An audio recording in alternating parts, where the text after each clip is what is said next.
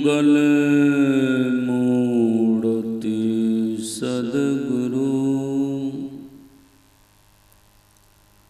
मिलवै सर्वाधार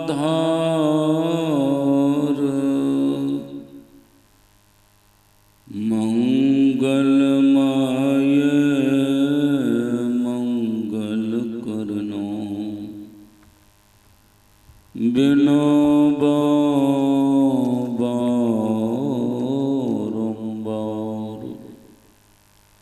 धन्य धन्य सतगुरु सुखदां महिमा कहे न जाए जो कुछ कहो तुम्हारी कृपा मौत कछु न बसा।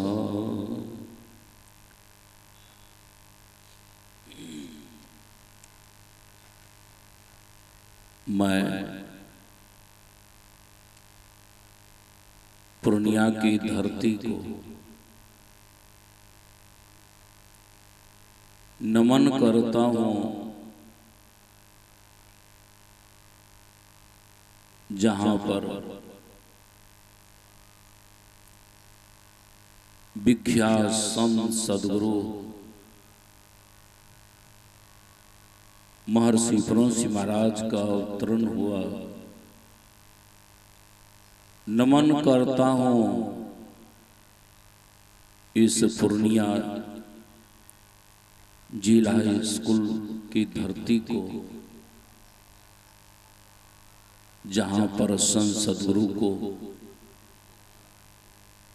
अध्यात्म ज्ञान उत्पन्न हुआ और मुद्दमंगलमय संत समाजों को नमन करता हूं। पंडाल में उपस्थित आदरणीय सज्जन वृंद, आदरणीय माताएं बहनों,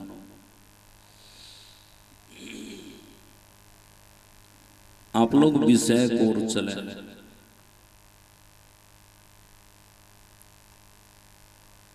विषय है ईश्वर का स्वरूप और उनकी प्राप्ति।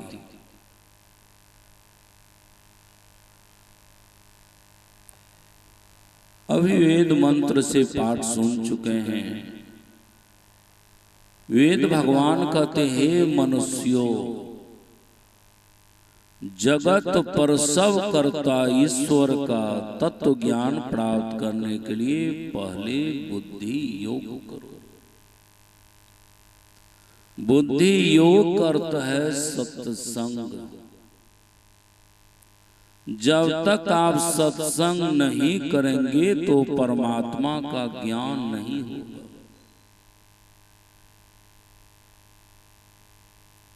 यहां पर कहते हैं जगत पर सब करता। पहले जगत का नाम लिया।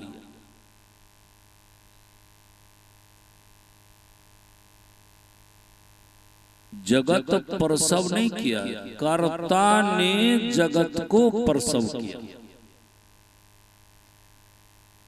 कर्ता कौन? कर्ता ईश्वर परमात्मा। वह परमात्मा ने इस जगत को, इस संसार को माता के तरह प्रसव किया। जो परमात्मा ने माता के तरह संसार को प्रसव किया, उनका स्वरूप क्या है?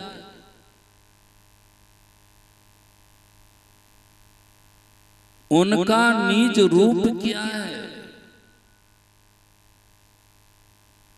हम लोग अपने अपने घर में भगवान का कैलेंडर लगाते हैं। उस कैलेंडर में भगवान सिलेंडर है। उस कैलेंडर में हम देखते हैं 2 हाथ है, दो पैर है, दो आंख है, दो कान है, नाक है, मुंह है। मनुष्य के तरह आकार प्रकार। लोग उसी को ईश्वर मानते हैं, लेकिन ऐसा ईश्वर नहीं है।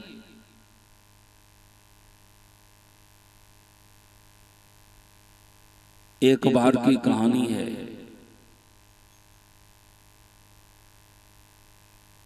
नाग ने भगवान राम और लक्ष्मण को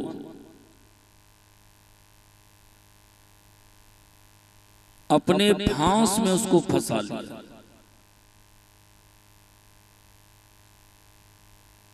भगवान राम और लक्ष्मण को नाग ने ऐसा फंसा लिया कि दोनों भाई को निकलना कठिन हो गया। अब हनुमान सोचने लगे, इस नाग फांस से कैसे छोड़ाऊं? तो गरुड़ का आह्वान किया। नाग का दुश्मन गरुड़ है। नाग पधारते हैं, ये दोनों भाई को नाग फांस से छुड़ा देते हैं। ये दोनों भाई तो नाग फांस से छूट गए, लेकिन गरुड़ नाग फांस में फंस गए। अब गरुड़ सोचने लगे,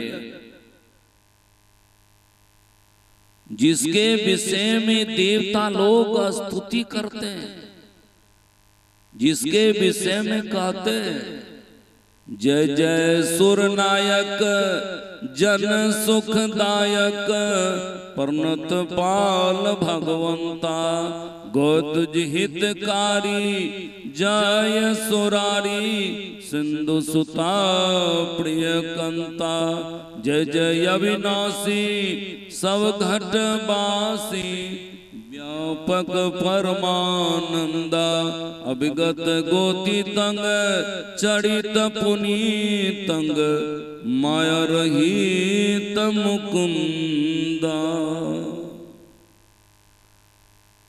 ऐसे भगवान नाग फांस में कैसे फंस सकते हैं? जो सारे जीवों का बंधन काटते हैं, सारे जीवों को बंधन से छुड़ाते हैं, ऐसे व्यक्ति बंधन में कैसे पड़ सकते हैं?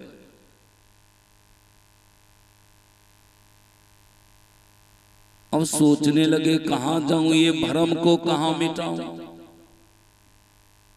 तो नारद भगवान के पास जाते हैं। नारद भगवान से गरुड़ कहते हैं, हे नारद भगवान, आप तो सभी लोग का भ्रमण करते हैं, सभी भगवान का दर्शन करते हैं, लेकिन राजा दशरथ के यहाँ जो ये भगवान राम अवतार लिए हैं, ये कौन भगवान? जो नाग फांस से छूट नहीं सके उसको हम छोड़ाए, ये कौन भगवान है? इसके विषय में विस्तार से कहिए। नारद भगवान सोचने लगे, लफराम हम कैसे फंसेंगे? भगवान के संबंध में तो कहना कठिन है, उनका गुणगान करना कठिन है।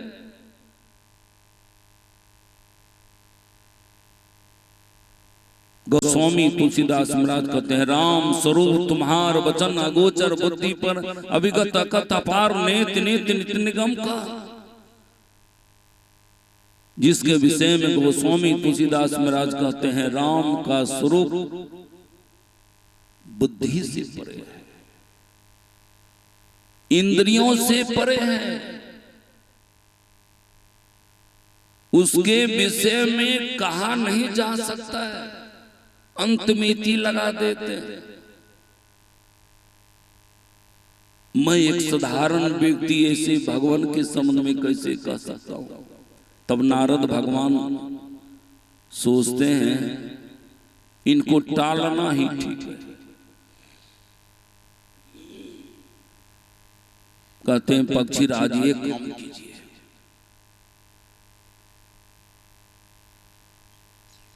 कोई ब्रह्म ज्ञानी ही बता सकते हैं, ब्रह्म के संबंध में कोई ब्रह्म ज्ञानी ही बता सकते हैं। गरुड़ ने कहा कौन ब्रह्म ज्ञानी? कहती हुआ भगवान शिव, आप उनके पास जाइए,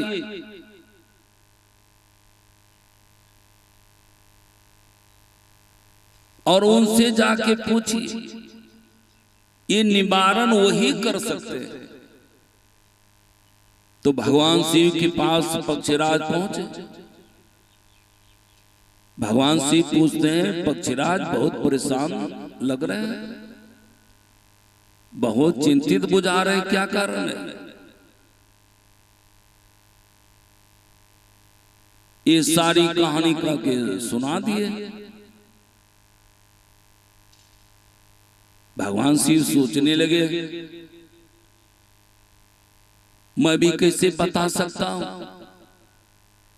वह बताने की चीज तो है नहीं।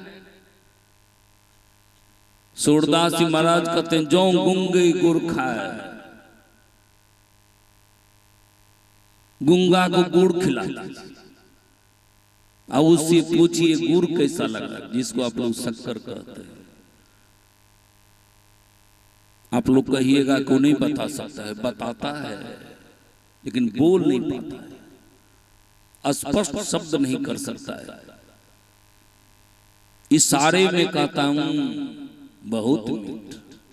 आप तो बोलते हैं, आप तो कह सकते हैं शक्कर बहुत मीठा है, लेकिन कैसा मीठा? रसगुल्ले संबंध में भी आप कह सकते हैं, सभी के संबंध में यही कहेंगे बहुत मीठा है। कैसा मीठा है, इसका स्वाद कैसा है?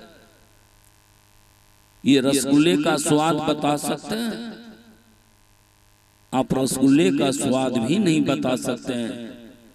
ठीक ईश्वर के संबंध में जिन्होंने अनुभव किया है वह कैसा है नहीं बता सकता है।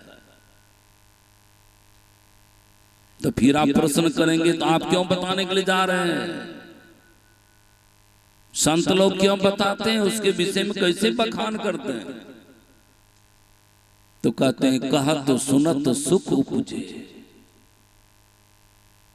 कहने सुनने में सुख बसता है, कहने में सुख लगता है और सुनने में भी सुख लगता है, इसलिए उनका वर्णन किया जाता है। हम लोग चर्चा करते हैं, चर्चा सुनते हैं। तो भगवान शिव कहते हैं आप ये काम कीजिए,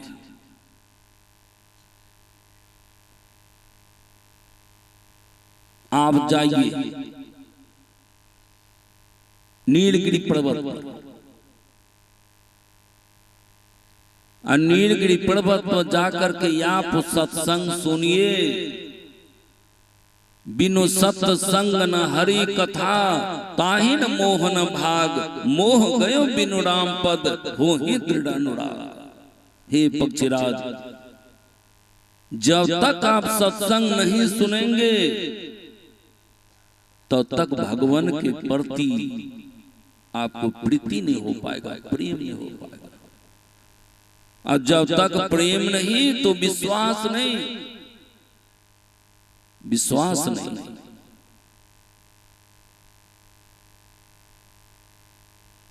अब पहुंचते हैं कहां? पक्षीराज पहुंचते हैं काकभूषणी के पास। वहां पर भी जाकर के यही प्रश्न करते हैं, राजा दशरथ के यहां ये कौन राम है? तब काकभूषणी महाराज कहते हैं भगत हेतु भगवान प्रभु,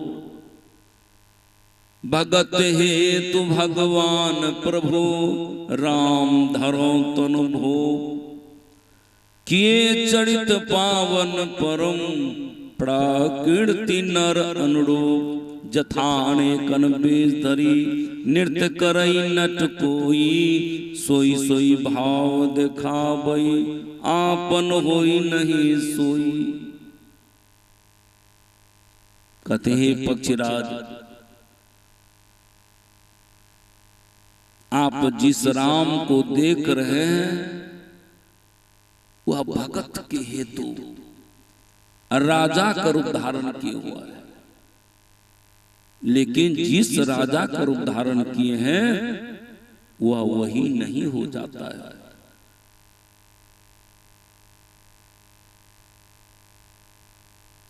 एक जगह रामलीला हो रहा था,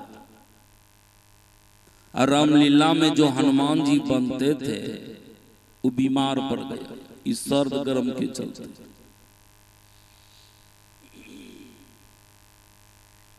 अब रामलीला में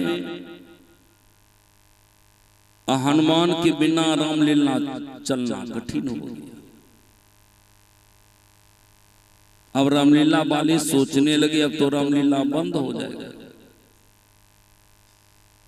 लेकिन ये रामलीला वाले जिस होटल में खाते थे होटल वाला का चेहरा थोड़ा हनुमान जैसा मिलता जुलता था। ये रामलीला वाले सोचते हैं काम चल जाएगा, कहीं ये होटल वाला तैयार हो गया, ये 2-4 दिन के लिए काम चल सकता है। गया होटल वाले के पास, ये रामलीला वाले पूछते हैं तुम भर दिन में कितना कमाते हो? कहते हैं 200 रुपया। ये रामलीला वाले कहते हैं चलो तुमको हम देंगे 400 रुपया। ये लोभ में फंस गया, लेकिन ये जीवन में तो कभी रामलीला में गया नहीं था, हनुमान जी कभी बना नहीं था। तो होटल वाले ने पूछा कि उसमें क्या करना होगा, तो रामलीला वाले ने कहा कि तुम ये कहानी जानते हो कि नहीं, सीरियल कभी टीवी पर देखा है कि नहीं? अरे सीता जब हरण हुई थी और सीता की खोज में जब हनुमान जी निकले हुए थे, लंका जा करके और चला गया अशोक वाटिका। इसको जब भूख लगा, भूख लगने के बाद इन्होंने क्या किया, फल फूल खाने लगा, गाछ वृक्ष को तोड़ने लगा। तब मेघनाद आकर के इसको ब्रह्म फांस में फंसा लिया और ले गया कहां, रावण के सामने। ये कहानी तो मालूम है, कहां ये कहानी तो मालूम है। और रावण के पास जाने के बाद रावण ने पूछा तुम कौन हो? तो हनुमान ने कहा मैं रामदूत हनुमान। बस आज का रोल यही है, इतना ही कहा। कई तो सहजे है। शाम के समय इनको क्या किया, कच्छा पहना दिया, पूरी शरीर रंग अबीर लगा दिया, पीछे में पूंछ लगा दिया, कन्हे पर गदा थमा दिया। इसके बाद इसको ले गया मंच पर। उधर से रावण आंख गुराड़ते हुए, मूंछ को मुरड़ते हुए सिंहासन पाके बैठा। इतना जोर से इनको डांट के पूछा तुम कौन हो? ये डर के मारे क्या क्या हनुमान, मैं हनुमान दूत कहना, रामदूत कहना छोड़ दिया। इन्होंने कहा मैं फल्ला हलवा। इनका सारा पोल खुल गया। हनुमान का रूप धारण किया था लेकिन हनुमान था नहीं। यही मामला है, जो राम राजा का रूप धारण किया है लेकिन वह राजा नहीं है। उनका कैसा रूप है?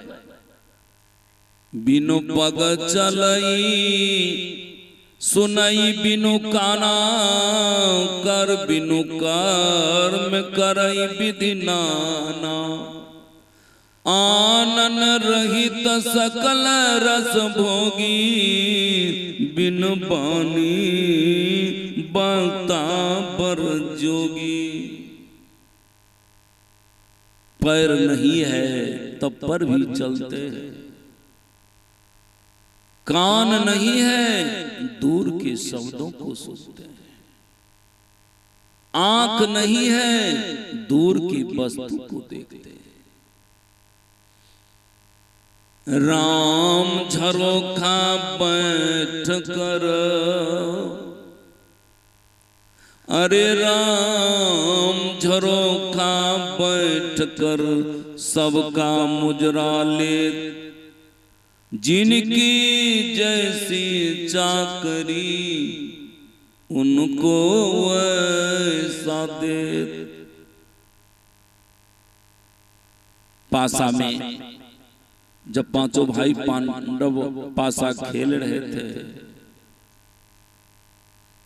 सोता आप लोग जानते हैं उस पासा में पांचों भाई पांडव का सब दुर्दशा हो गया। पहले तो धन हारा तन हारा, अंत में जाके पत्नी को भी हार गया। दुर्योधन ने दुशासन से कहा जाकर के द्रौपदी को भरी सभा में खींच के लाओ और उसको नग्न करके मेरे जंघे पर बिठाओ।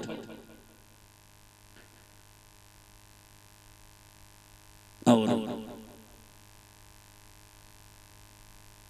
उन्होंने कहा था अंधा का बेटा अंधा, जब मुझे आंख ही नहीं है तो इनकी इज्जत को कौन देखने वाला है। दुशासन मचलती हुई गया, आंगन से द्रौपदी को खींचते हुए बाहर लाया, उस सभा में खड़ा कर दिया। द्रौपदी चारों तरफ घूर घूर करके देखने लग गई।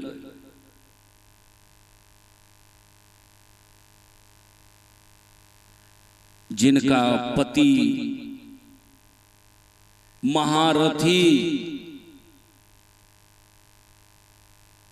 जिनके गांडीव के टंकार से तीनों लोग कांपता है, जिस गदा में वह शक्ति इस पृथ्वी को थकना चूर कर सकता है, आज ऐसे पति सिर झुकाए बैठे।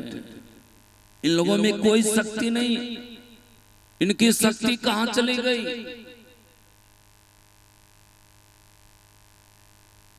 चारों तरफ देखा, बड़े बड़े योद्धा लोग,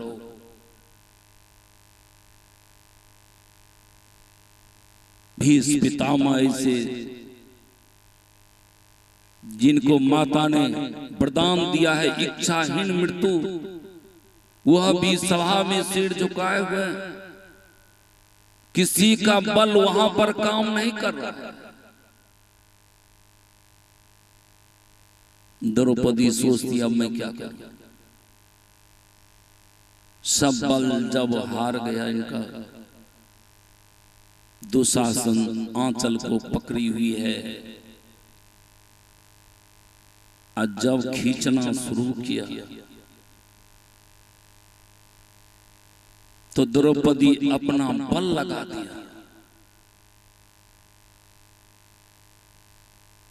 कभी कभी बीच में भगवान श्री कृष्ण की याद करती थी, और उस वक्त भगवान श्री कृष्ण राधा रुक्मिणी के साथ पासा खेलते थे। तो बीच बीच में भगवान श्री कृष्ण चौंक जाते थे।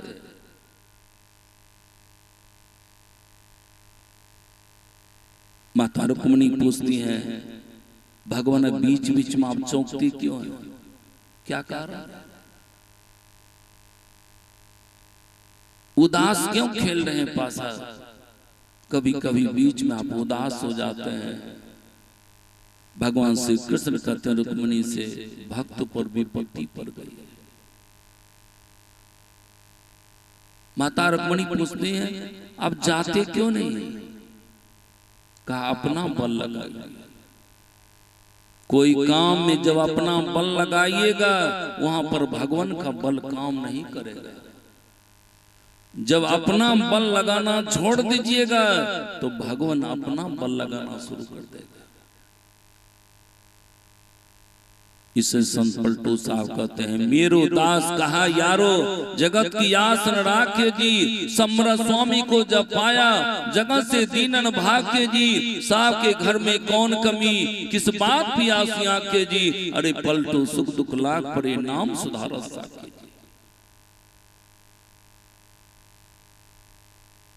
जब हाथ तले से दुशासन ने चीर को खींच लिया, द्रौपदी झट से दांत तले चीर को पकड़ लिया।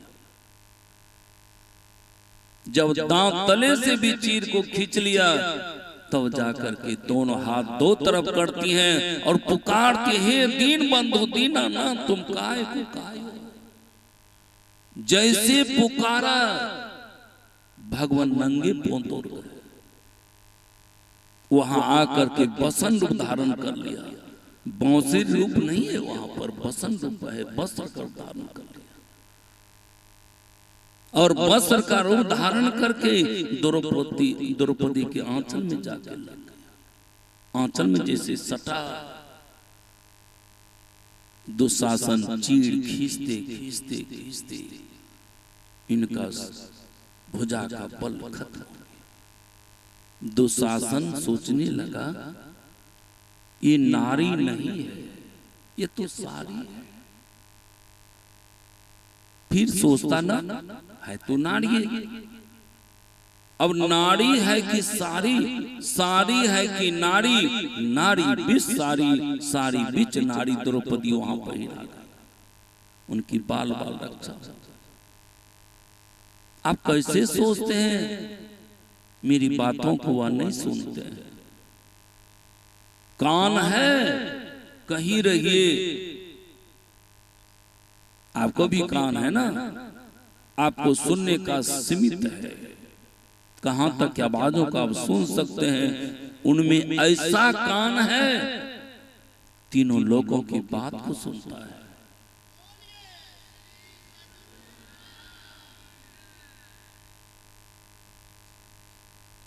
लेकिन उसका स्वरूप कैसा है कौन बताएगा? जो देखा है वह बताएगा। स्वामी विवेकानंद जब कॉलेज में पढ़ते थे, प्रोफेसर से पूछते हैं ईश्वर के संबंध में आप बता सकते हैं?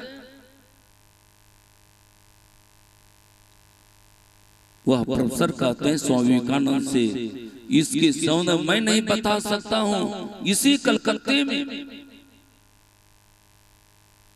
एक संत है राम कृष्णवंशी महाराज, वही बता सकते हैं। उनके पास जाते हैं, पहला प्रश्न है उनका, राम कृष्णवंशी महाराज से पूछते हैं, सुनते हैं कि आप ईश्वर के संबंध में बताते हैं? राम कृष्णवंशी महाराज कहते हैं हाँ जी मैं ईश्वर के संबंध में बताता हूं। आप जो ईश्वर के संबंध बताते हैं क्या पहले आपने ईश्वर को देखा है? राम कृष्णवंशी महाराज कहते हैं हाँ मैंने ईश्वर को देखा है। कहा किस तरह? कहा जिस तरह मैं तुमको देख रहा हूं। कहा हमको भी थोड़ा दिखा दीजिए।